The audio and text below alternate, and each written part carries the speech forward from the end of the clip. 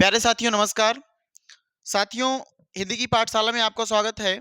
आज हम लोग देखेंगे हिंदी साहित्य की। आज हमारी तीसरी कक्षा होगी और आप पिछली दो कक्षाएं देख चुके होंगे। एक तो हमने पूरी तरीके से हिंदी साहित्य के पाठ्यक्रम और जो भी एग्जाम टीजीटी के हैं उससे रिलेटेड बिल्कुल पाठ्यक्रम हम बना लिए थे। उसके बाद दो कक्षाएं हम कंप्लीट कर चुके हैं। आज हमारी तीसरी कक्षा होगी। जैसा कि आपको पता है 20-20 क्वेश्चन की सीरीज चल रही है। उस 20 क्वेश्चन की आज भी सीरीज है और तीसरी कक्षा होगी उस सीरीज की। साथियों, ये चीज हमको जानना चाहिए कि जो हिंदी साहित्य का क्षेत्र है बहुत बड़ा है और अगर हम चाहें हिंदी साहित्य के क्षेत्र को पूरा करना भी तो वो कई वर्षों लग सकते हैं बेहतर ढंग से पढ़ना अगर हमें है। और हम ये भी जानते हैं कि अगर हिंदी साहित्य पूरी तरीके से पढ़ डालेंगे तो उससे कुछ बहुत ज़्यादा मतलब नहीं निकलता। हाँ, एक चीज़ है, ज्ञान की प्राप्ति हो जाएगी, लेकिन अगर जो परीक्षाएं हैं तो उसमें से कुछ चुनिंदा क्वेश्चन ही आते हैं हिंदी साहित्य के। और पढ़ने के लिए तो बहुत वक्त है, बहुत टाइम तक आप पढ़ सकते हैं। तो जरूरी नहीं कि पूरा टाइम आप वहीं पे एक्सपेंड करें। आप उन सभी चुनिंदा क्वेश्चनों पर टाइम दें जिससे एग्जाम में आपका क्वेश्चन बन पाए, आपके सवाल सही हो पाए। तो साथियों, आज देखेंगे हिंदी साहित्य में अगले जो 20 क्वेश्चन होंगे। आज हमारा तीसरा दिन की इस कक्षा का होगा, है ना। और आप अगर चाहते हैं कि ऐसी कक्षाएं बेहतर ढंग से आप चाहते हैं कि हम भी आगे ऐसे देखते रहें, तो आप हिंदी की पाठशाला के यूट्यूब चैनल से जुड़ सकते हैं। और ये सुबह 6 बजे बिल्कुल आपको कंटेंट मिल जाएगा, है ना। जो गुड मॉर्निंग होगी बिल्कुल आपकी, वो एक बेहतर ढंग से बीतेगी। तो देखिएगा, यहां से आज का पहला सवाल जो है आपके सामने वो दिया गया है कि खड़ी बोली हिंदी का प्रथम कवि कौन माना जाता है। इसमें से ऑप्शंस हैं अमीर खुसरो, देखिएगा, अमीर खुसरो हैं, तुलसीदास हैं और गुरु नानक, है ना, और ये गुरु गोविंद सिंह। तो आप इन चार लोगों में से बताएंगे। अमीर खुसरो हैं, तुलसीदास हैं, गुरु नानक हैं और गुरु गोविंद सिंह हैं। यहाँ पे जो 20 क्वेश्चन दिए गए हैं, इस 20 क्वेश्चन से आप अपना स्कोर बताइए, आपका स्कोर कितना सही होता है। आप बिल्कुल कमेंट करेंगे भाई। इससे एक चीज पता चलेगा कि हमारा सर इतना सही हो रहा है, भैया इतना हमारा सही हो रहा है। तो एक प्रकार से आप कर सकते हैं बिल्कुल। ये भी आदिकाल से भी सवाल उठ रहे हैं और भी सवाल में अभी जो है कि एक एक काल को उठा के एक एक काल से बेहतरीन क्वेश्चंस करेंगे। जैसे आज कुछ क्वेश्चंस लिए हैं आदिकाल से, फिर आदिकाल को जैसे ही कंप्लीट करेंगे रीति काल को उठाएंगे, है ना। रीति काल से ऐसे आगे हम बढ़ेंगे तो ऐसे हम रचनाओं को लेते हुए आगे बढ़ चलेंगे। तो देखिए, खड़ी बोली हिंदी का प्रथम कवि किसे माना जाता है, तो बोलेंगे भैया जवाब निकल के आएगा खड़ी बोली हिंदी का प्रथम कवि किसे मानते हैं, अमीर खुसरो को मानते हैं। अमीर खुसरो जो है, यहाँ पे आप लिख सकते हैं खड़ी बोली के जनक भी इन्हीं को बोलते हैं। आगे पीछे भी लिखा गया होगा। इन्हें हम बोलते हैं खड़ी बोली के जनक। इन्हें हम खड़ी बोली के जनक भी बोलते हैं। आमिर खुसरो को, है ना, खड़ी बोली के जनक भी बोलते हैं। इनकी मुकरियां हैं, है ना, पहेलियां हैं, तो इनकी रचनाएं भी याद रखेंगे। आगे देखते हैं एक और बात, अगला क्वेश्चन देखेंगे आप। अपभ्रंश शब्द का प्रयोग सर्वप्रथम किसने किया। आप बताएंगे अपभ्रंश शब्द का प्रयोग सर्वप्रथम किसके द्वारा किया गया था। क्या भरत मुनि किए थे, पतंजलि के द्वारा किया गया था, राजशेखर के द्वारा किया गया था, कि आचार्य भामह, है ना, इनके द्वारा किया गया था। तो जवाब क्या निकलेगा कि बोलेंगे भैया यहाँ पे जो सही होगा, अपभ्रंश शब्द का सबसे पहला प्रयोग करने वाले व्यक्ति का नाम क्या आएगा, तो बोलोगे सर पतंजलि है। यहाँ से कुछ मुख्य बातें अगर लिखना भी चाहें आप तो यहाँ पे लिख सकते हैं। एक चीज और, स्वयंभू को अपभ्रंश का वाल्मीकि कहते हैं, याद रखेंगे। स्वयंभू को क्या कहते हैं, स्वयंभू को अपभ्रंश का वाल्मीकि कहते हैं। इस चीज को नोट कर लेंगे, अपभ्रंश का वाल्मीकि कहते हैं। एक और पॉइंट लिखेंगे, पुष्पदंत को, है ना। क्या भैया, पुष्पदंत को क्या कहते हैं हम, तो पुष्पदंत को हम कहते हैं अपभ्रंश का, है ना। यहाँ पे लिख लेंगे अपभ्रंश का क्या कहते हैं, भवभूति कहते हैं। अपभ्रंश का भवभूति कहते हैं। अपभ्रंश का वाल्मीकि किसे कहेंगे, तो बोलोगे भैया स्वयंभू को अपभ्रंश का वाल्मीकि कहते हैं और पुष्पदंत को अपभ्रंश का भवभूति कहते हैं। और अपभ्रंश शब्द का प्रयोग सर्वप्रथम किसने किया था, तो पतंजलि ने किया था। ठीक है ना, यहां तक ये चीज क्लियर हो गया। सवाल नंबर हम तीसरा देखेंगे। ये सवाल नंबर तीसरा, भरत मुनि ने अपभ्रंश को क्या नाम दिया, या भरत मुनि ने अपभ्रंश का नाम दिया था। तो बोलेंगे भरत मुनि ने जो अपभ्रंश का नाम दिया था, दो चीज आ रहे हैं, क्या लोक भाषा कहा था, जन भाषा कहा था, कि देश भाषा कहते, अशुद्ध भाषा कहते। तो जवाब निकल के ना भैया कि जो अपभ्रंश भरत मुनि जी थे वो अपभ्रंश को क्या नाम दिए थे? तो बोलेंगे भैया भरत मुनि जी अपभ्रंश को देश भाषा नाम लेके पुकारे थे, है ना। और किस शताब्दी में? तो यह लिखा गया ना दूसरी या तीसरी शताब्दी में। किस शताब्दी की कहानी है? दूसरी या तीसरी शताब्दी की कहानी है। ये भी याद रखें, दूसरी या तीसरी शताब्दी की कहानी ये हो जाएगी, है ना। तीसरी शताब्दी में ये बात कही गई है, ठीक है ना। आगे चलते हैं। सवाल नंबर अगला हमारा होगा सवाल नंबर 4। जन्म काल की दृष्टि से निम्नलिखित कवियों का सही क्रम है। आप बिल्कुल ऐसा सवाल पाएंगे, बीपीएससी के एग्जाम में आया हुआ है ना। इस प्रकार के सवाल, ये जो भी सवाल हम ले रहे हैं सबके सब प्रीवियस ईयर सवाल हैं। ये बिल्कुल आप अपने दिमाग से या धुंध बना हो कि सर ये कहाँ से सवाल है भैया, ये कहाँ से सवाल है, तो बिल्कुल आप टेंशन फ्री रहिए। ये जितने भी सवाल लिए जा रहे हैं कहीं ना कहीं प्रीवियस ईयर में कहीं ना कहीं किसी ना किसी एग्जाम में पूछे गए हैं सवाल, ये इस वजह से लिए हैं। अगर हम बोलेंगे भैया इसमें बताइए जन्म काल, तो सबसे पहले याद रखना कि जन्म काल की बात करेंगे तो यहाँ पे सबसे पहले कौन आते हैं? बोलोगे भैया जगनिक ना, खुसरो, श्रीधर पाठक, चंद्रप्रदाय, ये पहले स्थान पे हैं। अगर इनका हम शासन काल लिखना चाहें तो इनका शासन काल देखो 1100 से 1168 से लेकर के 1192 तक है। अगर हम इनका लिखे पूरा शासन काल या कहा जन्म काल लिखे तो 1168 से लेकर 1192 तक चंद्रवरदायी, ये बात आपको क्लियर होगी। अगर हम श्रीधर पाठक की बात करें तो ध्यान से देखना, अगर हम श्रीधर पाठक की बात करेंगे तो ये याद रखना 14वीं शताब्दी की कहानी है, इनकी 14वीं शताब्दी की बात होगी।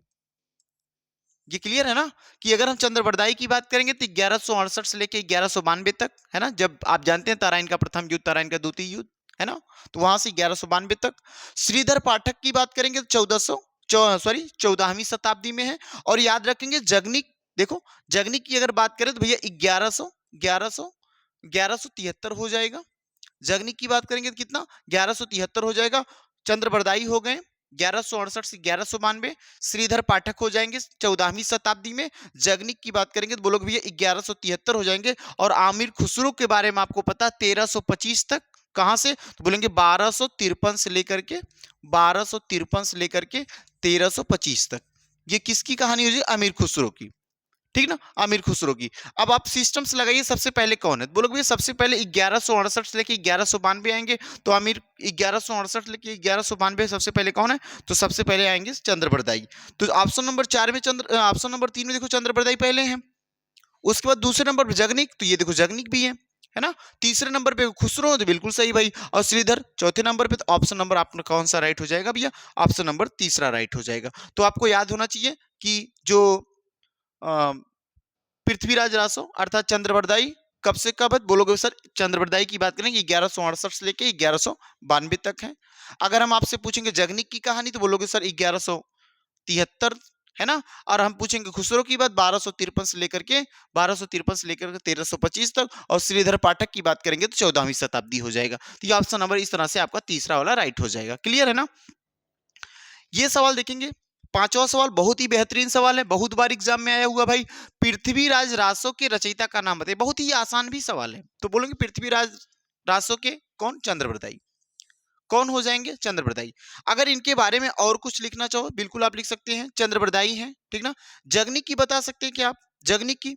जगनिक की कौन सा हो सकती है? बोलो भैया जगनिक की परमाल रासो। जगनिक की कौन हो सकती है? परमाल रासो। ये बिल्कुल आप लिखेंगे अपनी कॉपी में। इसमें कौन है? परमाल रासो। आप आमिर खुसरो का बताओ भैया, आमिर खुसरो का क्या लिख सकते हो भैया? आमिर खुसरो का हम क्या लिख पाएंगे बताओ? आमिर खुसरो को हम बोलते हैं मुकरिया है ना, ये लिख सकते हो। नरपति नाल, नरपति नाल का क्या हो सकता है? अभी आप पीछे कल की क्लास में देखे थे तो बीसल देव रासो लिखा है हमने, बीसल देव रासो, नरपति नाल। तो आप क्लियर कर पाएंगे ना यहाँ पे। और आपको पता भैया चंद्रवरदायी किस? चंद्रवरदायी से हो जाएंगे पृथ्वीराज रासो। यहां अगर लिखना चाहो तो लिख सकते हो भैया पृथ्वीराज रासो। ये देखो सवाल बन जाएगा पृथ्वीराज रासो। ये 3 सवाल आपके लिए बहुत उपयोगी है, बहुत इंपॉर्टेंट सवाल ये वाला है ना। सवाल नंबर देखते हैं छठवां। इनमें से कौन सा ग्रंथ लौकिक चरित्र काव्य माना जाता है? बताइएगा। ये बेहतरीन सवाल, ये भी मैं पीछे सवाल कर चुका हूं। तो इसमें से लौकिक चरित्र काव्य कौन सा है? तो लौकिक चरित्र काव्य जो है वो कौन सा? भविष्यत, है ना, भविष्यत है, ठीक है। सवाल नंबर अगला देखते हैं। नाथ संप्रदाय के प्रवर्तक इनमें से कौन थे? है ना, नाथ संप्रदाय आएगा तो बोलोगे भैया इसमें से जवाब गोरखनाथ है क्या, चरपटनाथ है क्या, महानाथ है, नेमिनाथ है। तो ये सवाल बहुत ही अच्छा है। आप बताएंगे नाथ संप्रदाय के कौन है ना, नाथ संप्रदाय के कौन है बताइएगा। अच्छा, यहाँ पे आप लिखना चाहते हो भैया ये चीज किसकी है, भविष्यत का किसकी है ये बता दो मुझे, तो बोलो भैया ये धनपाल की है। ये किसकी है, धनपाल की है ना। और अगर हम योगसार जो इंदु, देखो योगसार किसकी हो जाएगी, बोलोगे सर योगसार और परमात्मा प्रकाश ये किसका है, योगसार और जो इंदु की है ना, किसकी है, तो बोलोगे जो इंदु की है, याद रखना ये भी याद। अच्छा, पाहुड़ दोहा बताओ, राम सिंह की। पाहुड़ दोहा किसकी है, तो बोलोगे भैया पाहुड़ दोहा है राम सिंह की। तो बिल्कुल यार, भविष्यत किसने कहा, तो बोलोगे धनपाल ने कहा। परमात्मा प्रकाश योगसार किसका, जो इंदु का। और पाहुड़ दोहा किसका, तो राम सिंह का। ठीक है। अच्छा ठीक है, यहाँ पे छूट गया था, कोई दिक्कत नहीं, कर देंगे हम। ये देखो नाथ संप्रदाय के प्रवर्तक कौन है, तो बोलोगे सर नाथ संप्रदाय के प्रवर्तक इसमें क्या गोरखनाथ है, चरपटनाथ है, महानाथ है, नेमिनाथ है। तो जवाब क्या निकलेगा भैया, नाथ संप्रदाय के कौन है, गोरखनाथ है। नाथ संप्रदाय के कौन हो जाएंगे, गोरखनाथ हो जाएंगे। तो लिखना चाहते हो तो लिख सकते हो इसमें, नाथ संप्रदाय के कौन है, गोरखनाथ है। अच्छा याद रखना, नाथ संप्रदाय के देव कौन से है ना, इसमें किस देवता की पूजा की जाती है, तो बोलोगे इनके आराध्य देव। नाथ संप्रदाय के आराध्य देव कौन है, तो बोलोगे भैया आराध्य देव इसके शिव हैं। क्लियर ना। नाथ संप्रदाय के आराध्य देव कौन है, तो इसका जवाब आना चाहिए भैया, नाथ संप्रदाय के आराध्य देव कौन है, तो शिव है ना। क्लियर है बात, ये बात क्लियर है ना भैया। नाथ संप्रदाय के प्रवर्तक कौन है, गोरखनाथ है। नाथ संप्रदाय के आराध्य देव कौन हो जाएंगे, तो नाथ संप्रदाय के आराध्य देव शिव हो जाएंगे। और ये किस पद्धति पे है, ये किस पद्धति पे है, तो बोलेंगे हठ योग साधना पद्धति पे है। ये किस, हठ योग साधना पद्धति, याद रखना हठ योग साधना पद्धति, हठ योग साधना पद्धति पे है, ये भी याद रखो, हठ योग साधना पद्धति। और एक पॉइंट लिखना, एक पॉइंट लिखना, इसके सबसे है ना, इसके कुछ विद्वान हैं, कौन कौन से हैं, बोलेंगे भैया सबसे जो ये विद्वान इसमें गोरखनाथ, सॉरी एक और मच्छंदर नाथ, सबसे पढ़े लिखे सबसे ज्यादा विद्वान माने जाते हैं मच्छंदर नाथ, या लिख लेंगे इनके कुछ विद्वान, वो कौन है, एक मच्छंदर नाथ नाम लिख लेंगे, है ना। विद्वान किसे बोल इसमें बताते हैं, तो इसमें मतेंद्र नाथ, या उन्हीं को मच्छंदर नाथ बोलते हैं, मतेंद्र नाथ या मच्छेंद्र नाथ बोलते हैं, मतेंद्र नाथ। नाथों की संख्या कितनी है, नाथों की संख्या कितनी है, तो जवाब निकलेगा भैया नाथों की जो संख्या है, नाथों की संख्या, तो आप जवाब निकालेंगे भैया नाथों की संख्या कितनी है, तो 9 है ना। नाथों की संख्या कितनी है, नाथों की संख्या 9 है। एक और बात याद रखें, गोरख सिद्धांत संग्रह में कितने नाथों का प्रयोग किया गया भैया, 9 है ना। गोरख सिद्धांत संग्रह में लिख सकते हैं आप ऐसे कि गोरख सिद्धांत संग्रह में, गोरख सिद्धांत संग्रह में कितने नाथ की बात की गई है, 9 नाथ की बात की गई। अगर हम आपसे पूछे 9 नाथ का नाम बता दो, तो यहाँ पे आप लिख सकते हैं 9 नाथ का नाम, क्या क्या लिखेंगे, पहला एक लिखेंगे नागा अर्जुन, जड़ भरत लिखेंगे यहाँ पे 9 नाथ, है ना। 9 नाथ कौन कौन से हैं, एक तो लिखेंगे जड़ भरत, एक लिखेंगे नागा अर्जुन, एक लिखेंगे नागा अर्जुन, एक लिखेंगे हरिश्चंद्र, एक लिखेंगे हरिश्चंद्र, लिख लेंगे एक हरिश्चंद्र, एक लिखेंगे सत्यनाथ।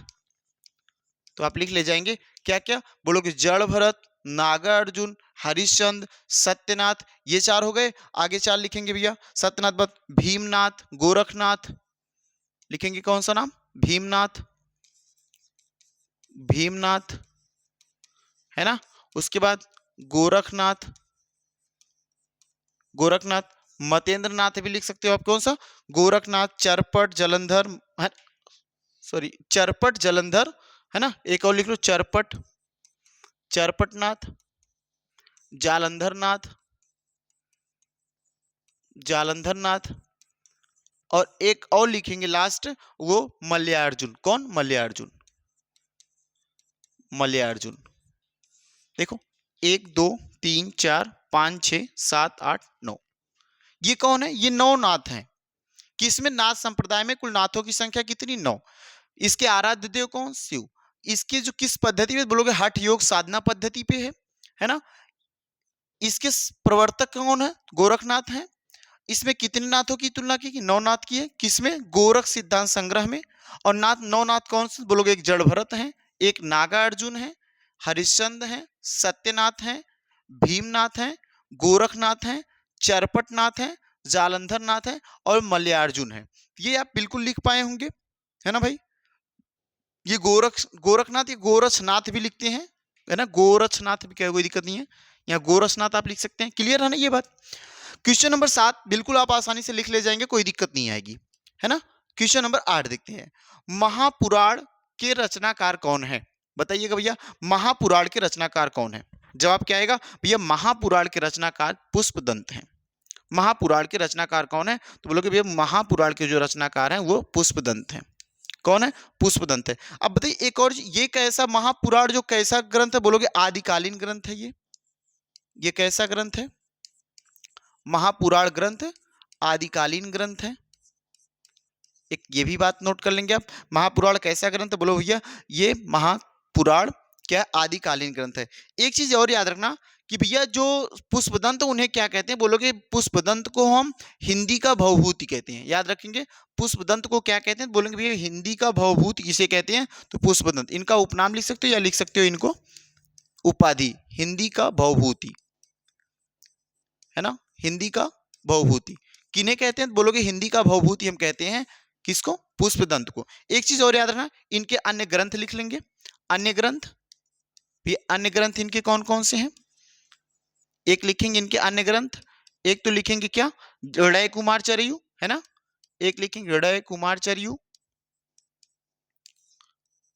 एक लिखेंगे हृदय कुमार चरयू, और एक और लिखेंगे जसहर चरयू, एक और लिखेंगे जसहर चरयू।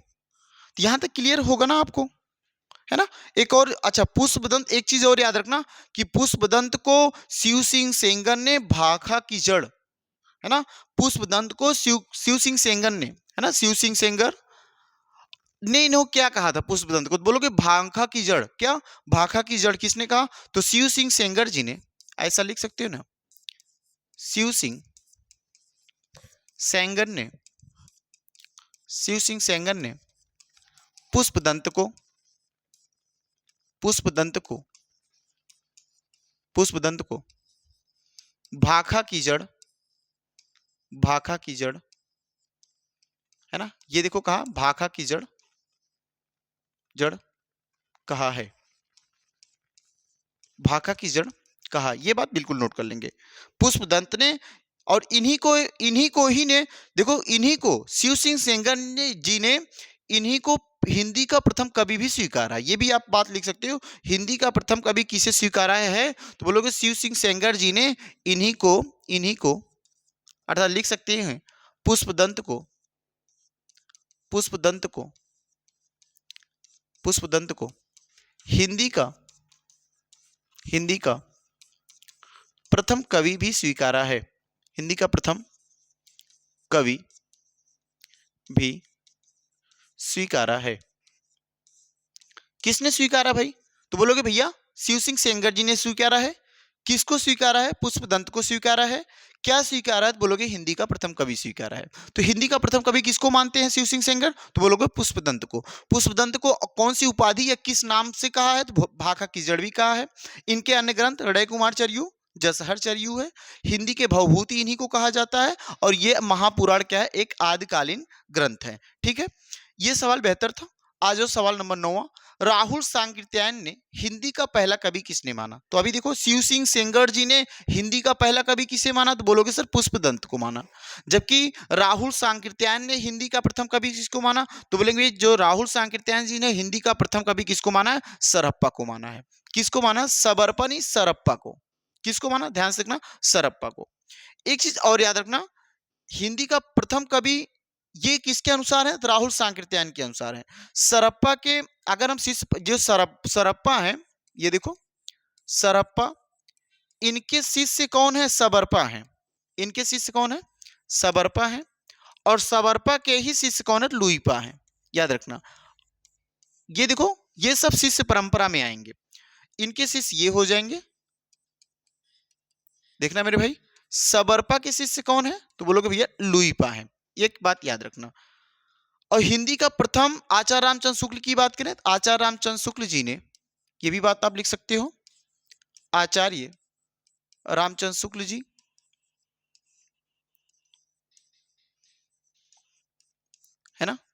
इन्होंने क्या कहा है, हिंदी का प्रथम महाकाव्य किसे माना है?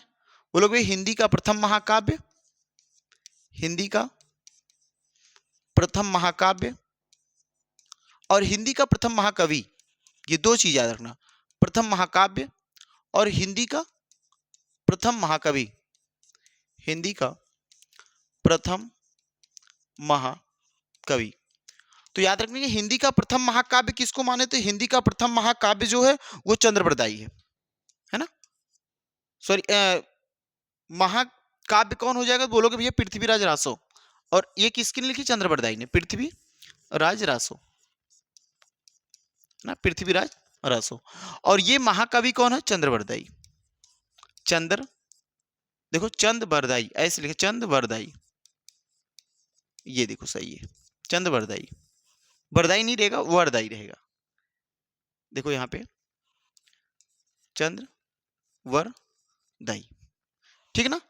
ये कौन है, आचार्य रामचंद्र शुक्ल जी, इन्हें महाकवि माने हैं हिंदी का प्रथम, और हिंदी का प्रथम महाकाव्य इनकी क्या है, तो बोलोगे भैया पृथ्वीराज रासो है। क्लियर है ना यहाँ तक। चलो आ जाओ सवाल नंबर अगला देखते हैं, 10 नंबर। निम्नलिखित में से कौन सी श्रेणी काल क्रमानुसार सही रूप में दर्शाया गया, इनमें से जो नीचे दिए गए हैं, तो ध्यान से देखना इसमें से कौन सी काल श्रेणी सही हो जाएगी। तो मुझे जहां तक लगता है क्या बीसल देव रासो है, नहीं, पहले बीसल देव रासो नहीं है, पृथ्वीराज रासो नहीं भैया, ये भी हमीर रासो, खुमार रासो पहले पे आएगा, देखना खुमार रासो पहले पे आएगा। तो खुमार रासो कौन सा, देखो ऑप्शन नंबर ये सही है, खुमार रासो, और खुमार रासो के बाद बीसल देव रासो बिल्कुल ठीक है, उसके बाद पृथ्वीराज रासो बिल्कुल ठीक है, और क्या हमीर रासो ठीक है। अगर इनकी हम रचनाओं की बात करेंगे तो खुमार रासो की रचना क्या हो जाएगी, याद रखना खुमार रासो की रचना, बताना खुमार रासो की रचना, बोले भैया दलपति विजय, खुमार रासो किसकी है, तो दलपति विजय की है ना। बीसल देव रासो किसकी है, बोलो भैया नरपति नाल की है, देखो नरपति नाल की। ऐसा बीपीएससी में एक सवाल आया हुआ है कि इसका कालक्रम सही तरीके से सेट करिए। पृथ्वीराज रासो, रामो हो गया सॉरी, ये पृथ्वीराज रासो किसका भैया, चंद्रवरदाई, ये भी याद रखेंगे। हमीर रासो किसका, तो हमीर रासो सांगधर का है, क्या लिखेंगे, हमीर रासो सांगधर, ये लिख लेंगे आप, हमीर रासो किसका, सांगधर का है, ठीक ना, सांगधर का है।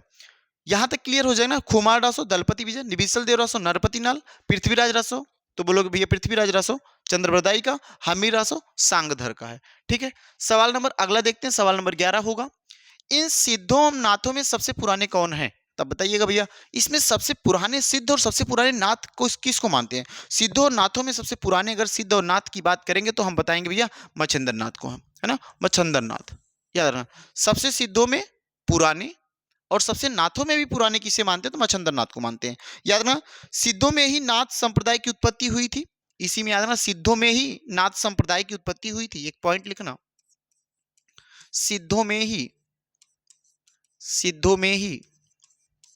नाथ संप्रदाय की सिद्धों में ही नाथ संप्रदाय की उत्पत्ति हुई थी। या उत्पत्ति कहां से मानते हैं कि सिद्ध में नाथ संप्रदाय की उत्पत्ति कहां से हुई, बोलोगे सिद्धों में से नाथ संप्रदाय की उत्पत्ति हुई। और इसके प्रणेता कौन थे, है ना, नाथ संप्रदाय के प्रणेता कौन थे, इसके प्रणेता कौन थे, बोलोगे सर इसके प्रणेता या इसके जो भी देने वाले थे वो कौन थे, तो अभी पीछे हम पढ़े थे गोरखनाथ थे, कौन थे, गोरखनाथ थे। आपको पता ना गोरखनाथ, नाथों की संख्या कितनी, नाथों की संख्या 9 बताए थे, तो याद रखना ये गोरखनाथ हो जाएंगे। सरहप्पा की बात कर लेते हैं, सरहप्पा इन्हें हिंदी का प्रथम कवि मानते हैं, इन्हें क्या मानते हैं, हिंदी का प्रथम कवि मानते हैं। हिंदी का प्रथम कवि किसने माना, राहुल सांकृत्यायन हिंदी का प्रथम कवि, है ना। और इनकी रचना क्या नाम क्या लिखे, दोहा कोश हो जाएगा, ठीक है ना। इनकी रचना की बात करेंगे तो इनकी रचना का नाम लिखेंगे दोहा कोश, इनकी रचना का नाम लिखेंगे कौन सी, दोहा कोश हो जाएगी। और कुछ लिखना चाहते हैं, कण्हप्पा के बारे में लिख लो, चलो कण्हप्पा के बारे में लिखते हैं। कण्हप्पा सिद्धों के सबसे श्रेष्ठ विद्वान कवि माने जाते हैं कण्हप्पा, इनको क्या कहते हैं, सिद्धों के सबसे श्रेष्ठ एवं विद्वान कवि हैं। सिद्धों के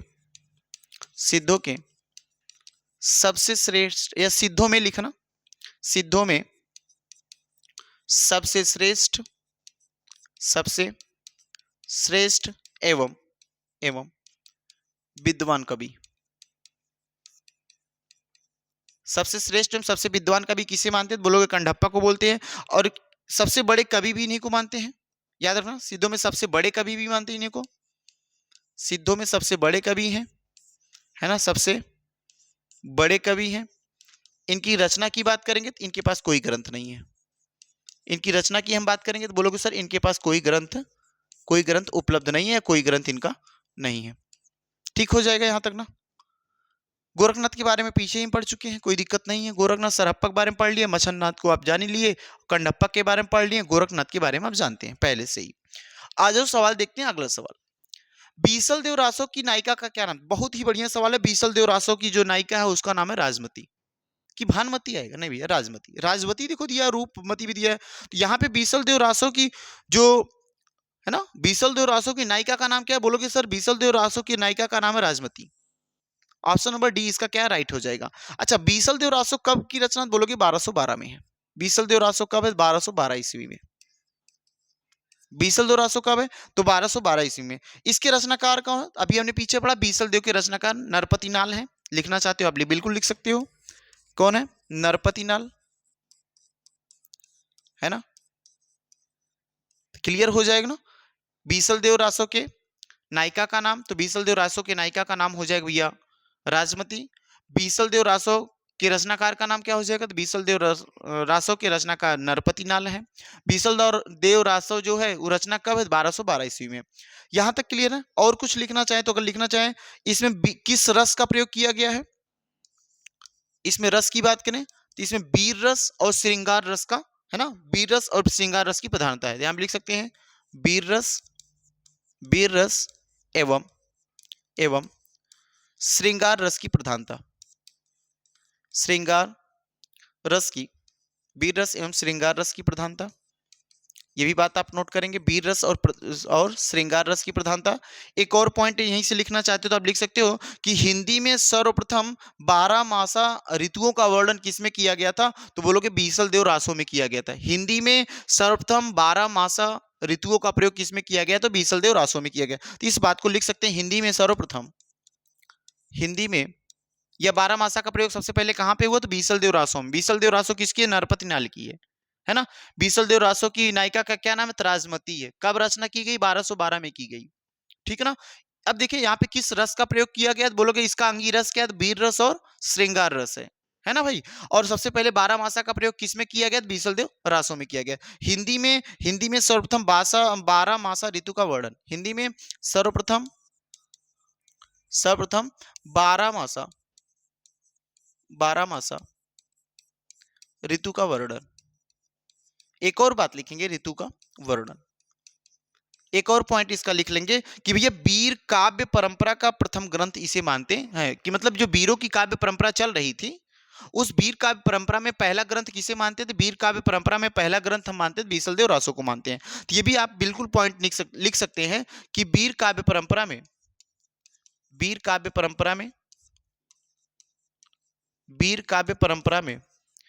बीसल देव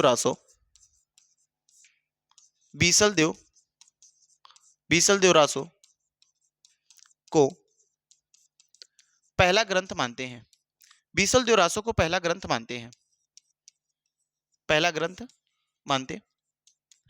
तो ये बिल्कुल आपको क्लियर हो गया होगा। बिल्कुल एक एक पॉइंट याद है ना कि 12 मासा का प्रयोग सर्वप्रथम कहां किए? तो बोलोगे 12 मासा का प्रयोग सर्वप्रथम हमने बीसल देव रासो में किया। बीसल देव रासो किसकी रचना? बोलोगे सर नरपति नाल की रचना है। बीसल देव रासो की नायिका का नाम क्या है? बोलोगे राजमती है। बीसल देव रासो जो है कब रचित की गई या कब रचना काल हुआ इसका? तो बोलोगे सर 1212 ईस्वी में हुआ। बीसल देव जो रासो है ना, बीसल देव जो रासो है, इसमें क्या किया गया? बोलोगे सर वीर काव्य परंपरा का प्रयोग किया गया है, या वीर काल परंपरा का ये ग्रंथ है। ठीक है। सवाल नंबर देखते हैं 13। और सवाल नंबर 13 क्या है? इसमें से कौन सा ग्रंथ लौकिक चरित काव्य माना जाता है? अभी हमने जस्ट बताया धनपाल का भविष्य का। लगता है ये सवाल रिपीट हो गया। भविष्य का है। योगसार परमात्म प्रकाश, ये किसका? जोइंदू का है ना। ये दोनों चीज हमने अभी पीछे बताई। ये सवाल देखेंगे, विद्यापति इनमें से किस रचना के आधार पर मैथिल कोकिल कहलाए? अभी आप देखे थे बीपीएससी ट्राई मतलब टीआरई 3 में ये सवाल जो पेपर कैंसिल हो गया था उसमें ये सवाल बिल्कुल आया हुआ था, यही सवाल आया हुआ था, है ना। तो विद्यापति इनमें से किस रचना के आधार पे मैथिल कोकिल कहे गए हैं, माने उनकी कौन सी ऐसी रचना है कि भैया जो जिसकी वजह से उनको मैथिल कोकिल कहा गया। तो आप जवाब देंगे भाई, क्या पदावली की वजह से, कीर्तिलता की वजह से, कीर्ति पताका की वजह से, और ये इनकी तीन ही रचनाएं बड़ी फेमस हैं, ये तीनों रचनाएं ही फेमस है। क्या उपयुक्त सभी? नहीं भैया, एक तो मैथिल भाषा में है। अब आप बताइए एक मैथिल भाषा में कौन सी है जिसकी वजह से इन्हें मैथिल कोकिल कहा गया है ना। तो बोलेंगे भैया इनकी जो रचना पदावली, पदावली रचना किस भाषा में? तो याद रखना ये पदावली जो रचना ये मैथिल भाषा में है ना, या मैथिली भाषा में है। और मैथिल भाषा में होने की वजह से इसी भाषा के कारण, माने इसी मैथिल भाषा के होने के कारण इनको क्या कहा गया है? तो बोलोगे भैया इसका सही आंसर हो जाएगा पदावली। पदावली इनकी मैथिली भाषा में है और ये बिहार की कवि हैं, है ना। और इसी वजह से मैथिल भाषा होने की वजह से इन्हें हम क्या कहते हैं? मैथिल कोकिल भी कहते हैं।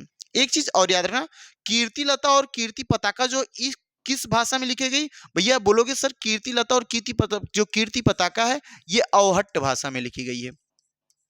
ये किस भाषा में लिखी? अवहट्ट भाषा में लिखी गई है। इस बात को बिल्कुल याद रखेंगे, किस भाषा में लिखी गई है? अवहट्ट भाषा में लिखी गई है। ठीक है, इस सवाल को भी देख लेते हैं। अगले सवाल पे हम आते हैं, ये सवाल नंबर 14। चंद्रबाला रास, चंद्रबाला रास के रचयिता कौन है? बोलोगे चंद्रबाला रास किसके रचनाकार है? बोलोगे इसके रचनाकार आशुक कवि हैं। चंद्रबाला रास के रचयिता कौन है? बोलोगे चंद्रबाला रास के रचयिता सर आशुक कवि है। यहाँ पे आप लिख सकते हैं आशुक कवि। आशुक किसके? चंद्रबाला रास के, है ना, चंद्रबाला, चंद्रबाला रास। अब एक चीज आप बताइएगा, क्या ये बताए विजय सेन सूरी, जो विजय सेन सूरी इनका क्या है? तो बोलोगे रेवंत गिरी रास, है ना। विजय सेन सूरी किस कौन सी भैया? रेवंत गिरी रास, याद रखेंगे रेवंत गिरी रास। रेवंत गिरिराज ये किसका है? तो बोलोगे रेवंत गिरिराज जो है वो विजय सेन सूरी का है। अगर हम आपसे पूछे जिन धर्म सूरी, है ना, जिन दत्त सूरी, जिन दत्त सूरी किसकी है? तो बोलोगे स्थूलभद्र। सॉरी दो चीज, एक जिन धर्म सूरी, यहां मिस्टेक हुआ भाई, ये चीज थोड़ा सा गलती हुई है। यहाँ एक जिन धर्म सूरी है और एक जिन दत्त सूरी है, दोनों में याद रखना जिन दत्त सूरी उपदेश रसायन रस, है ना। जिन दत्त सूरित उपदेश रसायन रस और जिन धर्म सूरित बोलोगे स्थूल भद्र रस। याद रखना, अगर जिन धर्म सूरित स्थूल भद्र रस और जिन दत्त सूरित बोलोगे भैया उपदेश रसायन रस, दोनों की बातें अलग अलग हैं। इनकी बात हम लिखते हैं उपदेश रसायन रस, उपदेश रसायन रस, है ना। और इसमें लिख लेंगे जिन धर्म सूरी में लिख लेंगे क्या? स्थूल भद्र रस, स्थूल भद्र रस। दोनों में अंतर है थोड़ा सा बस, स्थूल भद्र रस। ये बात बिल्कुल जिन धर्म सूरी की स्थूल भद्र रस, जिन दत्त सूरी का उपदेश रसायन रस, विजय सेन सूरी का रेवंत गिरी रस, सॉरी रासा लिख दिया यहाँ पे, रस होगा, और आशु कवि का चंद्रबाला रस। ठीक है, यहां तक क्लियर हो जाएगा। सवाल नंबर अगला देखते हैं हम, सवाल नंबर 16। अगर आपको बेहतर चीजें लग रही है ना, ये क्लास अच्छी लग रही है, बढ़िया लग रही है, तो आप बिल्कुल क्या करेंगे भैया? प्रयास करेंगे।